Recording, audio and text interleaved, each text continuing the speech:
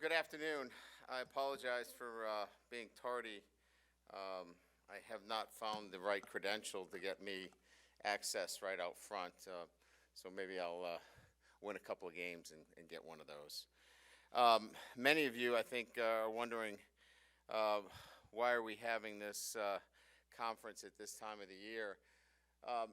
Certainly, first and foremost, putting a staff together is not about hiring and then, let's immediately get in front of the media. We need to spend a little time together. 7 of the 10 coaches that are, contracted were new coaches for me in terms of I hadn't spent much time with them. So we needed to spend some time together, get a chance to know each other. Certainly, philosophically, the things that we do on a day-to-day basis are going to impact our team on a day-to-day basis. So it was important that we spent a little bit of time together.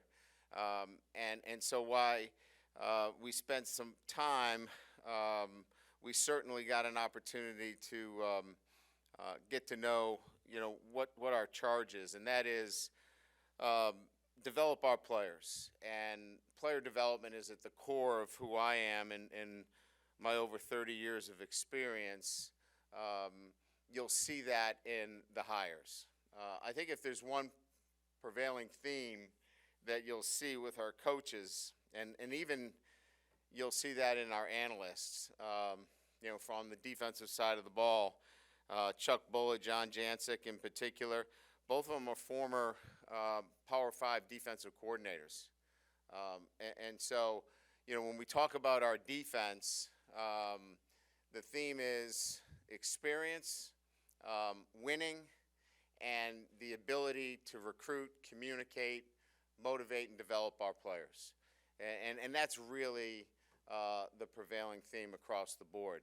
When it comes to special teams, Brian Polian's been with me the past 5 years, but his experience spans over 2 decades, and again, experience, success, been part of 2 BCS playoff appearances, and recruiting.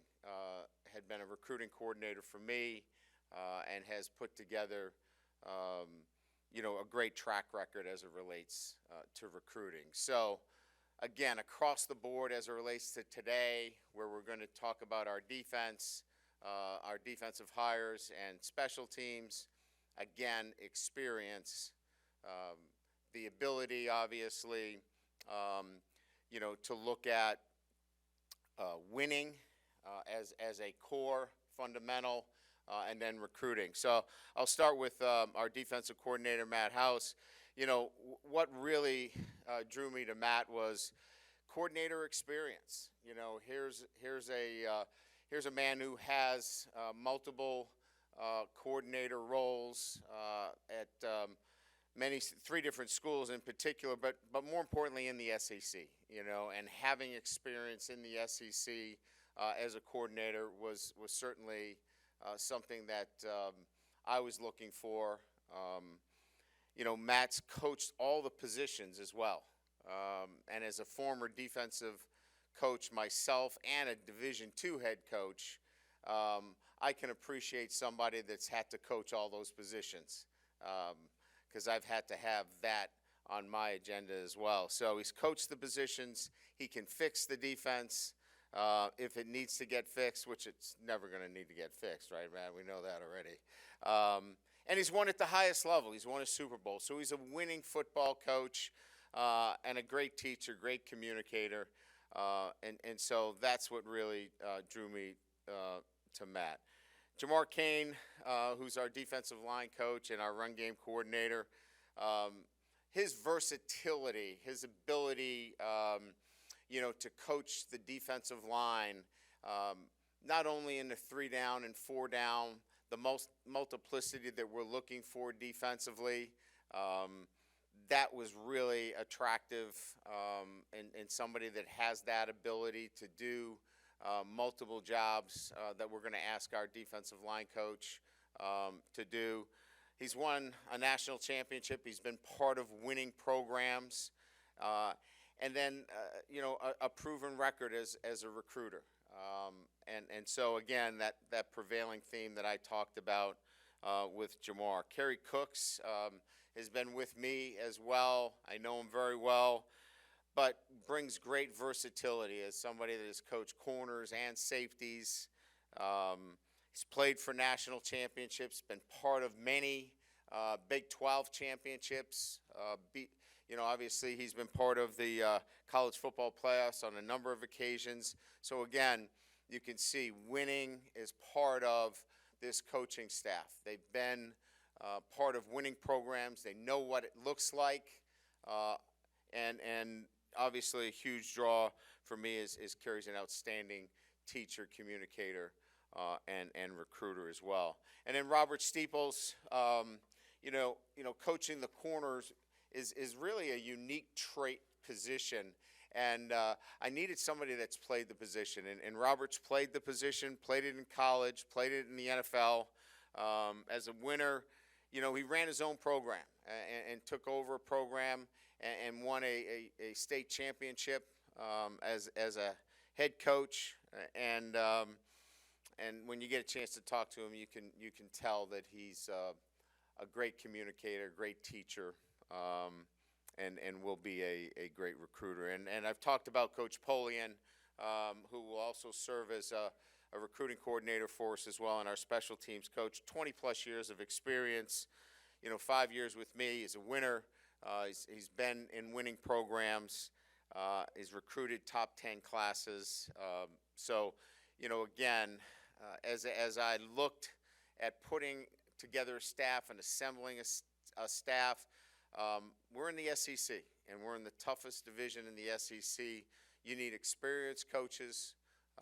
You need coaches that know what winning is about and how difficult it is to win in this conference. And then you need to recruit. And if you check those three boxes, those are the things that I was looking for in putting a staff together today. So you'll get an opportunity to break out with them. I'll open it up to any questions that you might have. Is that what you would like? Yep.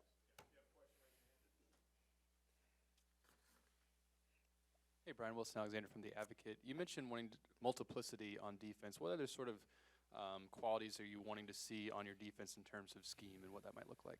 Yeah, I think, from a defensive standpoint, I think offensive, minded coaches would all tell you that if you line up one way, you're going to have a long day. And so, we're going to defensively be able to give you multiple looks. Obviously, try to keep the personnel as constant as possible, and make it difficult, for offenses to know what they're going to get from down to down. And that's really the game today, right?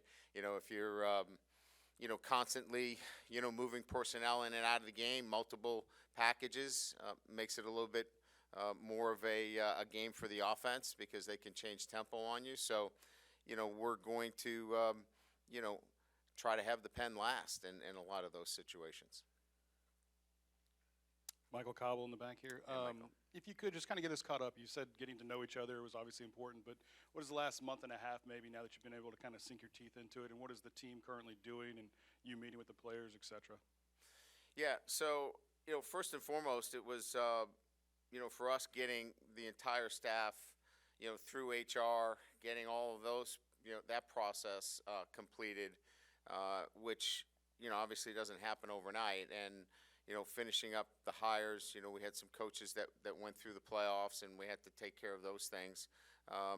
And then it really was about developing some relationships with coaches and staff meetings. We've only had a couple of staff meetings. I would say the first, few weeks, it was hit the ground running and recruit with not a whole lot of dialogue other than them having the experience, certainly being attuned to what our interviews were like in terms of what my expectations were, and getting out on the road and putting together a class in a very short order. and I thought they did a terrific job. So that took up probably, you know, maybe half of the time together, and then the rest has been observing our players in strength conditioning. Jake Flint, our strength coach, has taken the lead there. And so then our coaches have gradually started to have dinners with them, get a chance to know our players a little bit better. And then, we've been now starting to meet as staffs and get ready as we put together our offense, defense, and special teams playbook, nomenclature, terminology, things of that nature. Hey, Coach, here on the right. Shay Dixon with 24/7 Sports. You mentioned with recruiting, you signed 15 high school guys between the 2 signing days and 13 transfers. What behind the scenes went into striking that balance with those numbers as you build the roster back out? Yeah, so, I think it started with immediate needs versus, player development and knowing that we had to balance it in some fashion. Like, we're going to take the field against Florida State, and we needed to have a roster that allowed us to compete right away.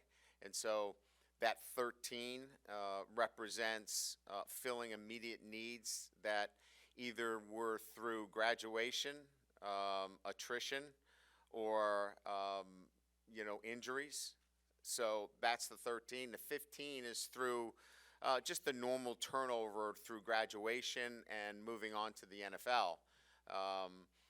And that really kind of dictated how we moved forward between the split between 15 and 13 relative to, the 28. Brody Miller with The Athletic. As somebody who's hired plenty of coordinators in your career, I guess, are there certain qualities you've learned you look for in hiring a defensive coordinator, certain things that you kind of, learned you like? Yeah, I think, first and foremost, somebody that communicates effectively, can develop his staff. This isn't about what you know. This is about, how you can empower others. And, Matt has a proven track record of being able to, bring others along with him and develop them, players, coaches alike. So I think I'm looking at, how they bring the room together, other coaches, and then players. And, his work at Kentucky was outstanding. The development of the defense through the years at Kansas City, obviously we're big. Got a chance to watch him firsthand at Pittsburgh, went against them there, North Carolina State, and loved the way he made adjustments and things of that nature. So I think some firsthand, but I think what I'm looking for in particular is, the ability to not only have the knowledge of the position, but, how that knowledge is developed amongst the other members of the staff as well. Hey, Coach, over here on your right, Matthew Bruin at 24/7 Sports. When you look at the 13 transfers, obviously there's a mixture of eligibility. Some have played 1 year, some have played 4 years. Why was that important when assembling the transfer portal? Yeah, so there were some specific charges there. We were looking for guys that had a connection to the state of Louisiana. So it wasn't an accident that a lot of these guys were from the state, wanted to come back to Louisiana, wanted to play for LSU. For whatever reason, they didn't end up playing football here in their freshman, sophomore years, but want to be here. So we were going to take guys that of high character. One of them was a captain at another school in the SEC, that were good students, that we weren't taking guys that were not above the line, so to speak, for us. And we're going to impact the culture of our team in a positive way right away. And one of those criteria was if they could be from Louisiana, that would be a big plus for us.